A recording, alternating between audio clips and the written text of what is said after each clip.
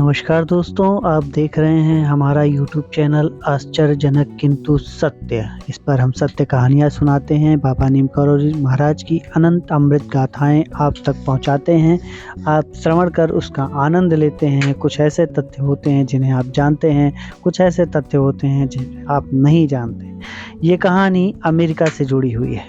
बाबा ने जब महासमाधि ले ली उसके बाद एक अमेरिकन ने अपना अनुभव शेयर किया, वो मैं आपको सुनाने जा रहा हूँ। कहानी बहुत दिलचस्प है, तो अब मज़े लीजिए और सुनिए। अमेरिका के ताओस आश्रम के प्रबंधक मिस्टर जॉन केन नामक अमेरिकन ने भी एक अपना विचित्र अनुभव सुनाया है। उन्होंने बताया कि मेरी कार लेकर मेरा एक मित्र जब ताओस न्यू मैक्सिको अमेरिका में घूम रहा था तो उसके पास ड्राइविंग लाइसेंस नहीं था, लेकिन वो पूरे शहर में घूमकर मज़े ले रहा था।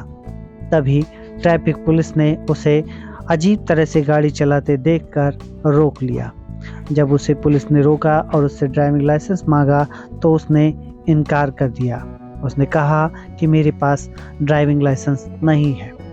उन्होंने पूछा कि क्या ये कार आपकी है, तो उसने बेहद डरे हुए शब्दों में जवाब दिया, नहीं, ये कार मेरी नहीं है।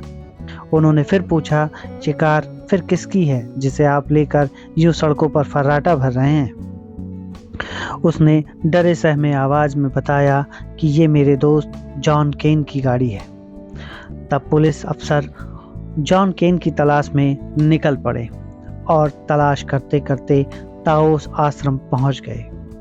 उन्होंने जॉन केन की पहचान की और पहचान के बाद उनके नाम से एक वारंट काट दिया। वारंट काटने के बाद उन्होंने कहा कि अब आपको गिरफ्तारी देनी पड़ेगी। जिसके बाद पुलिस अफसर की दृष्टि दीवार पर पड़ी। दीवार पर बाबा महाराज यानी नीम करोली महाराज की एक बड़ी सी तस्वीर टंगी हुई थी। पुलिस अफसर ने तेज आवाज में पूछा जॉन केन से कि ये किसकी तस्वीर है, ये कौन है ये आदमी? जॉन केन ने जवाब दिया, ये चित्र मेरे गुरु महाराज का है। ये कहाँ रहते हैं? जॉन केन ने जवाब दिया, ये भारत में रहते हैं।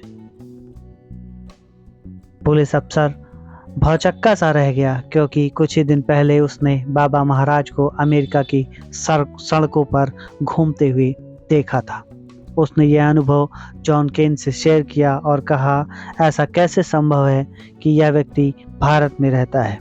कुछ ही दिन पहले हमने इसे अमेरिका की सड़कों पर घूमते हुए देखा है और इसके पास कोई वीज़ा और पासपोर्ट भी शायद नहीं है।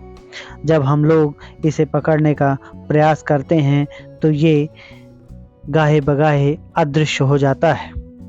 हाँ, जिस तरह ये तस्वीर दिख रही है उसी तरह ये दिखता भी है और ये हमेशा कंबल ओढ़कर ही चलता है।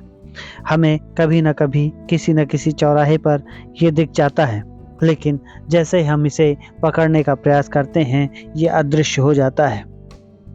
जिसके बाद जॉन केन ने बताया कि बाबा महाराज की लीला अपरंपार है, वो कभी भी कहीं भी पहुंच सकते हैं। पुलिस अफसर ने यह सब सुनकर और देखकर यह कहा कि जब तुम्हारा गुरु इतना शक्ति और सामर्थ्य वाला है तो तुम्हें पकड़कर हम क्या ही कर लेंगे। उसके बाद उस पुलिस अफसर ने उस वारंट को फाड़ दिया और कहा कि जाओ, तुम मुक्त हो। ऐसा कहते ही उसने वारंट फाड़कर और अपनी गाड़ी घुमाई और वापस चला गया। तो बाबा महाराज की ये लीला अमेरिका से जुड़ी थी, जिसका ज्वलंत अनुभव मिस्टर जॉन केन ने शेयर किया था, जो बाबा नीम करोली महाराज के आश्रम में मिलने वाली किताब अनंत कथामृत में समाहित है। आप अगर अभी तक बाबा नीम करोली महाराज के आश्रम नहीं गए हैं तो एक बार उत्तराखंड जरूर जाइए।